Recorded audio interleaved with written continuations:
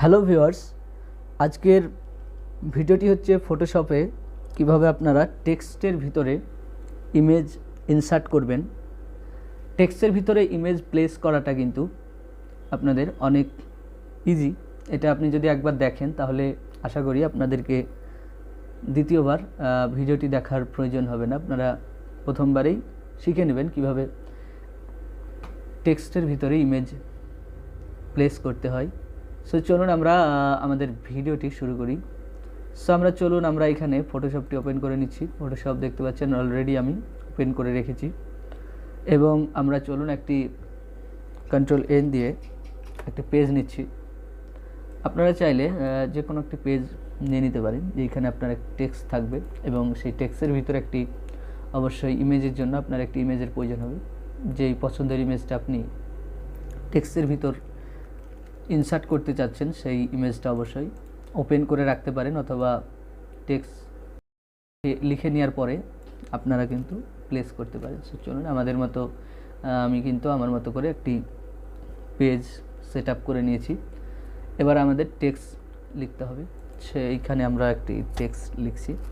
যেহেতু আমি একটি ন্যাচারাল ইমেজ দেব, সো আমি একটি ন্যাচারাল টাইপ করছি। এখানে দেখতে পাচ্ছেন ন্যাচারাল টাইপ করা হয়ে গেছে। এরপরে আপনারা এখান থেকে টিক চিহ্নতে ক্লিক করতে পারেন অথবা এন্টার প্রেস করতে পারেন। সো আমি এন্টার প্রেস করি। এরপর মুভ টুলটা নিয়ে আপনি এখানে এটা সরাতে পারবেন। ওকে, এইটা যখন দেখতে পাচ্ছেন এই যে এরকম একটি তীর চিহ্নর মতো এই যে চিহ্নটা দেখতে পাচ্ছেন, এইটা আসলে আপনি এদিকে উপরে নিচে ডানে বামে আপনি করতে পারেন। সো আমি এখানে সেন্টারে রাখছি এটা। এরপর এখানে আপনি সাইডে যাবেন। এরপর আপনার ইমেজটা দরকার হবে, যে ইমেজটা আপনারা এই টেক্সটের ভিতরে আপনি প্লেস করতে চান।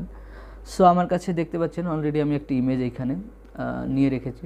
এই যে ইমেজটা আমরা এইখানে প্লেস করব। সো এইখানে মুভ টুল অলরেডি সিলেক্ট আছে। সো আমি মুভ টুলটা নিয়ে এইখানে ড্র্যাগ অ্যান্ড ড্রপ করে দিচ্ছি। এরপর আপনাদেরকে ইমেজটাকে বড় করে নিতে হবে, যেহেতু দেখতে পাচ্ছেন এইটা পুরোটাই যাবে পুরো টেক্সটের ভিতরে। সো এই যে এই কর্নারে গিয়ে শিফট দিয়ে আপনি এইভাবে ড্র্যাগ করলে কিন্তু এটা বড় হবে। এই যে বড় হয়েছে দেখতে পাচ্ছেন। এরপর এইরকম একটি পজিশনে নিয়ে এসে আপনি এন্টার করতে পারেন অথবা টিক চিহ্নতে করতে পারেন। আমি এন্টার করলাম। এরপরে আপনাদের এই দেখতে পাচ্ছেন এই ইমেজটা কিন্তু আমার নিচে আছে এবং টেক্সটটা উপরে আছে। সো এবার আমাদের কী করতে হবে, আমাদেরকে টেক্সটের ভিতর ইমেজ দেওয়ার জন্য টেক্সটের ওপরে ইমেজটাকে নিয়ে আসতে হবে। সো এর জন্য এখানে এই লেয়ারটা আমি কি করব, লেয়ার নম্বর 1টাকে উপরের দিকে তুলে দেব। এই যে উপরে চলে এসছে, টেক্সটটা নিচে চলে গেছে। এই যে টেক্সটটা নিচে, তার উপরে লেয়ার 1 মানে আমার এই ব্যাকগ্রাউন্ড ইমেজটা। সো এবার আমাদের কিন্তু কাজটা করতে হবে। সো এইটা আমরা একটু মিনিমাইজ করে দিই অথবা ক্লোজ করে দিই, কারণ এটা আমাদের আর দরকার নেই।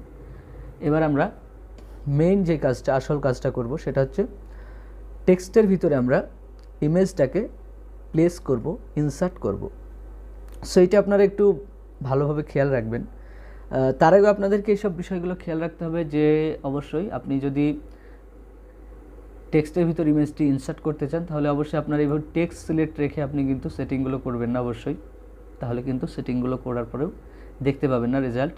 সো তার জন্য অবশ্যই এই ইমেজটা আপনাকে সিলেক্ট করা লাগবে। ইমেজটা সিলেক্ট আছে। এখন আপনি লেয়ার আছে এখানে দেখতে পাচ্ছেন, লেয়ারের নিচের দিকে একদম এই দিকে কয়েকটা অপশানস রয়েছে। সো এইখানে রয়েছে এইখানে অ্যাড এ লেয়ার স্টাইল, এইখানে আপনি একটি ক্লিক দিন। দেখতে পাচ্ছেন ব্লেন্ডিং অপশানস। সো এইখানে ক্লিক করলে আরও একটি অপশানস খুলবে লেয়ার স্টাইলের, অনেকগুলি এইখানে আপনি দেখতে পাবেন, সেটিংস দেখতে পাবেন। সো আপনাদেরকে এত কিছু দেখার দরকার নেই। আপনাকে এখানে দুটো জিনিস দেখতে হবে, খেয়াল রাখতে হবে। প্রথমত আপনাকে এইখানে নর্মাল আছে কিনা এটা দেখতে হবে। আপনি যদি এটা ওভারলে, সফট লাইট এইগুলো যদি থাকে তাহলে কিন্তু হবে না। আপনি এখানে নর্মাল করে নিন। তারপর অপাসিটি দেখতে হবে, এটা কম বেশি আছে কিনা, এটা 100% রাখবেন। তারপরে একদম নিচের দিকে আন্ডারলাইং লেয়ার দেখতে পাচ্ছেন, এইখানে আপনারা এই যে এই পাঞ্জরে মানে হোয়াইট অ্যান্ড ব্ল্যাক রয়েছে, হোয়াইটের এই কর্নারে দেখতে পাচ্ছেন আপনি এইখানটা একটু এইদিকে, এই যে এটা যখন আমি এদিকে দিয়েছি দেখতে পাচ্ছেন এই যে এখন কি ছিল, এটা ইমেজটা এবং টেক্সটটা নিচে উপরে ছিল, কিন্তু টেক্সটের ভিতরে যখন আমি এটা এইদিকে একটু দিলাম দেখতে পাচ্ছেন আমার টেক্সটের ভিতর ইমেজটা চলে গেছে। দেখতে পাচ্ছেন কতটা ইজি, কতটা সহজে আমি কিন্তু টেক্সটের ভিতর ইমেজটা দিয়ে দিলাম, পাঠিয়ে দিলাম।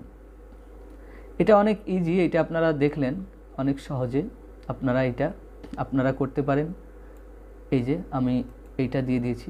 এরপর আমার যেহেতু আমি আর কিছু এখানে ডিজাইন বা অন্য কিছু করতে চাচ্ছি না, আমি শুধুমাত্র একটু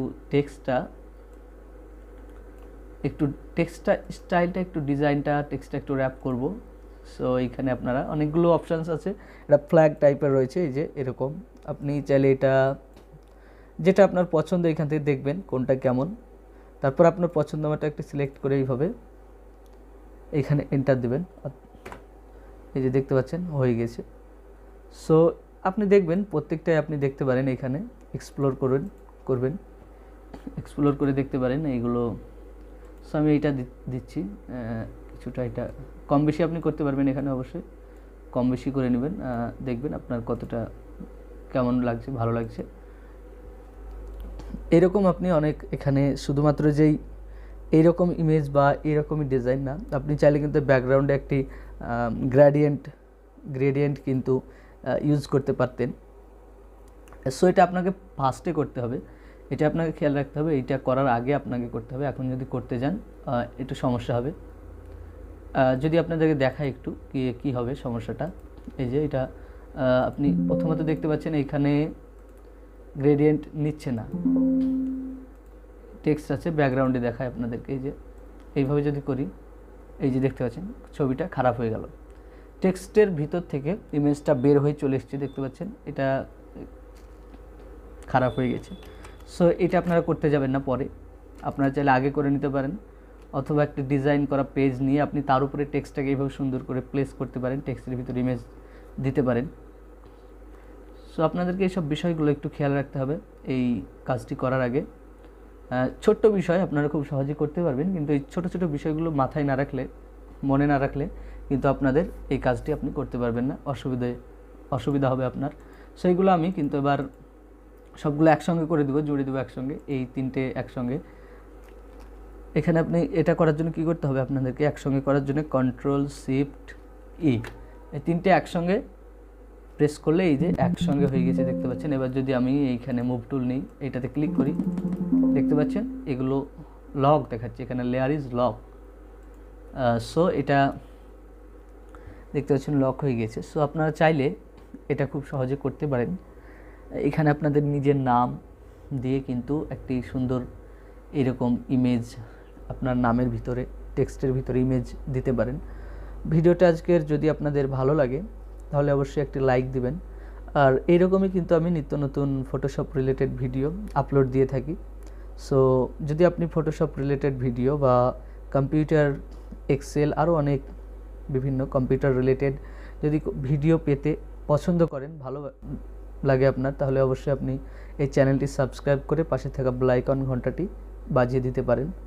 আজকের ভিডিওটি আমরা এখানেই শেষ করছি, দেখা হচ্ছে অন্য কোনো দিন অন্য কোনো ভিডিওতে। ততক্ষণ পর্যন্ত সুস্থ থাকুন, ধন্যবাদ।